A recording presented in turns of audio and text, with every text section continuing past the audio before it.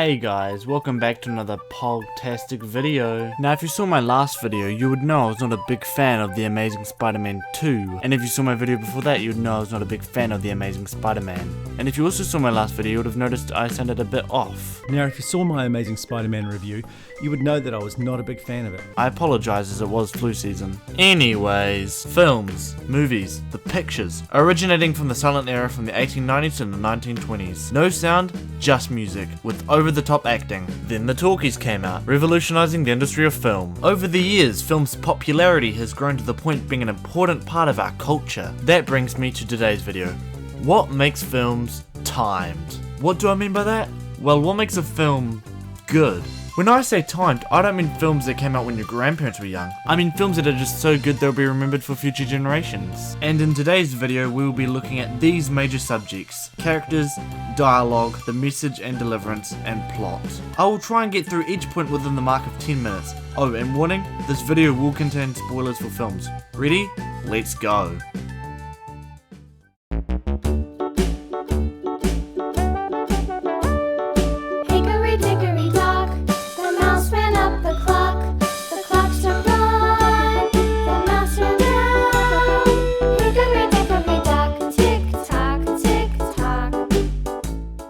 One thing that is most important are characters. Depending on films, characters can either be the characters that we enjoy watching and are entertained by, the people we feel sorry for, interested in, or sickened by, or even the person we wish to be, in terms of heroes. They go through struggles but in the end always dust themselves off and is a lot stronger than before. And whether it is the stereotypical good guy or bad guy, or just someone we're rooting for, who doesn't take in the concept of good and bad, characters should be made to be interesting. Something to draw the audience's attention. The things that make the character should be the personality, the style, and what makes them tick for their goal. This could be like Jack Sparrow from Pirates of the Caribbean, where his personality is goofy and often drunk, and like the other pirates, have the love for rum. The style being, well, unique. He stands out from other pirates, often by the hat, headband, the beads and the coins in the hair, and his clothing symbolizing him. His uniqueness. He isn't just a crew member, but a higher rank, a captain as he always wants to be called. Jack Sparrow! Captain Jack Sparrow. And when it comes to style, he always does a lot of wacky-tacky stuff and manages to escape in both style and in comedic sense. As while he plans his escape, he often just wings it. And when it comes to what makes him tick, that's quite simple. He's a pirate. His tick is to be rich in fame and fortune, gold and to have possession of the Black Pearl, his famous ship. These are the qualities that make up Jack Sparrow as his character. But out of all that being his personality, style and stuff, while all important to form a character in my opinion, for a character to work the most important thing is what makes him tick. The motive. Take the Dark Knight's Joker for example. He's basically the reskinned version of any other Joker. White skin, green hair, red scarring lips, except he is darker. And what makes him a favorable Joker isn't that he is some dude that wants to destroy Gotham for the sake of destroying it and being evil like the stereotypical Batman Joker. He's all about anarchy. His motive is not to kill Batman, or even money as he expressed by him burning his share, but all about chaos. He wanted to show Gotham that deep down everyone was like him. He felt like an outsider in his own home. He wanted to prove a point that the world is unfair, and that in the end, people resort to chaos for survival. Joker's character is one enigma of a character. Ironic as the Riddler should be the enigma. Edward Nigma. Enigma. Clever. The clocks are run, the mouse are down. Hickory dock, tick tock, tick tock. Dialogue. Yes, even something like dialogue holds importance, as it can be quotes that can be remembered from films. Quotes such as Uncle Ben's "With great power comes great responsibility." Remember, with great power comes great responsibility. To Master Oogway's "There are no accidents." There are no accidents. Heck, even Shrek's What are you doing in my swamp? even though that doesn't really teach a life lesson. Where the dialogue is meant to be an inspirational / life-teaching quote, or even just something silly, it is one way that can just make a film memorable and just loved. Films like Airplane's Don't Call Me Shirley, Surely you can't be serious. I am serious. And don't call me Shirley. of being a silly quote to a serious quote from Back to the Dark Knight's Joker's Why So Serious. Why so serious? Both crack a smile for me when I hear them. This whole point of dialogue isn't going to be long and pretty short and simple, mostly because there isn't much of a point to get across. The movie quotes are always fun to remember. Heck, the thing is that you may even know the quote even without watching the movie. Anyways, here's a few more quotes before we move on. I'm gonna make him an offer he can't refuse. You're gonna need a bigger boat. Go ahead. Make my day. Take your stinking paws off me, you damn dirty ape!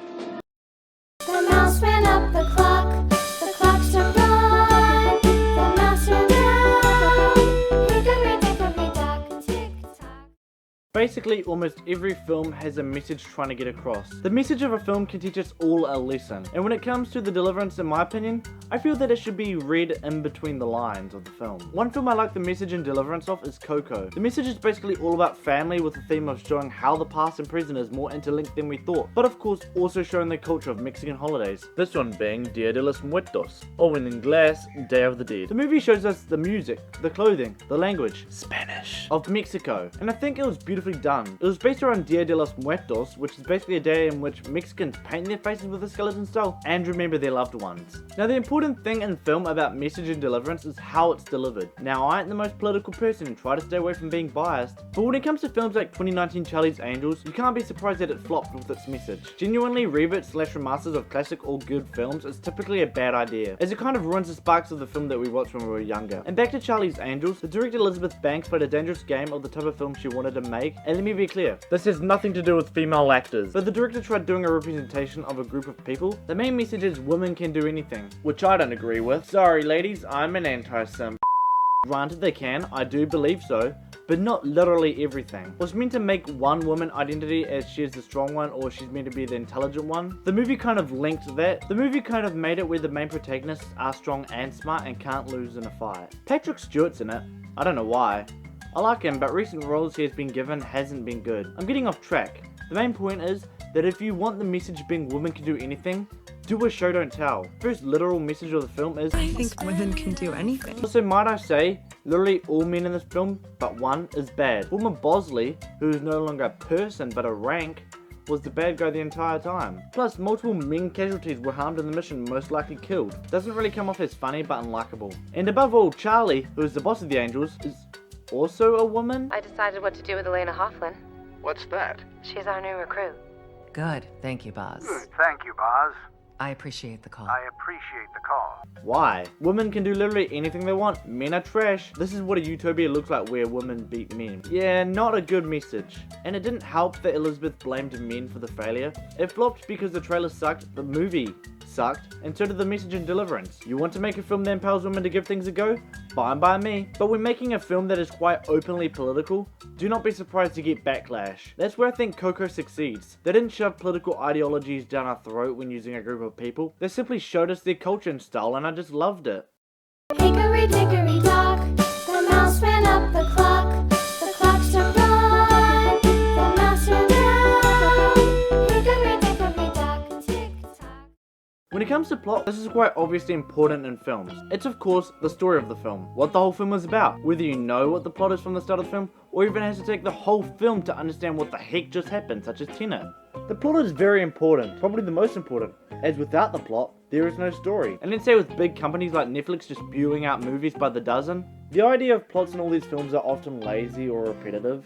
Why are a lot of spewed out films just cruddy? Money? That is most likely the main reason, as the idea of quantity over quality. Now I ain't denying that even good films weren't made for money, but I think the fact that companies just use popular or well-known people in their films so the fans of the particular person would watch it is probably why they have a large audience. So generally, the plot is rubbish. But what makes a good plot? What makes a story interesting? To me, I feel like the plot should be really thought about, because even recognizable characters can't even save the film if the plot is trash. You know the film Pirates of the Caribbean on Stranger Tides? I'm not saying the film is bad per se, but put up against other Pirates of the Caribbean, the plot isn't very piratey. So to the most, it doesn't feel like a Pirates of the Caribbean film. Why do I say that? Because a short amount of it was on the seas and the majority of it was on land, whereas the other films were a mix of sea and land. Jack Sparrow wasn't starting a quest and finding the found youth, he was more or less forced onto it. When we first met him, he was more worried about the imposter of him, and when asked if he was finding a ship or a crew, he denies it. Like I said, not a bad film, just considering the plot compared to the rest of the films in the franchise, it isn't the best. So that begs the question, what makes an interesting plot? Something unique. I feel that question is very debatable, as it all has something to do with preference. Anyway, the way a plot should run is 3 sections: start, middle, and end. Obviously. How does each scene of the film push the story? How do characters affect the story? What is being said that pushes the story? Sometimes having deeper meaning behind what is said can make the plot interesting. Does your character change from start, middle to end? Does the story make your audience ask questions? Like the film The Joker, where it's up to the audience mind to interpret what the heck just happened. These are examples of what makes a plot interesting. What makes a plot stand out. The clock struck one, the mouse ran down. Hickory dickory dock, tick tock. Conclusion being, for modern day, it is not impossible to make a timed good film, but that it all takes a simple creativity. Conclusion is that it takes a lot of things to make a good film, and that all sections shouldn't be half-assed, or the film will be best of the best that you're trying to produce. Anyways, that's all from me in this video. Thank you guys so much for watching. If you're new to the channel, don't forget to subscribe, like, and click the bell for notifications. Thank you so much, and I'll see you in my next video. Hasta luego!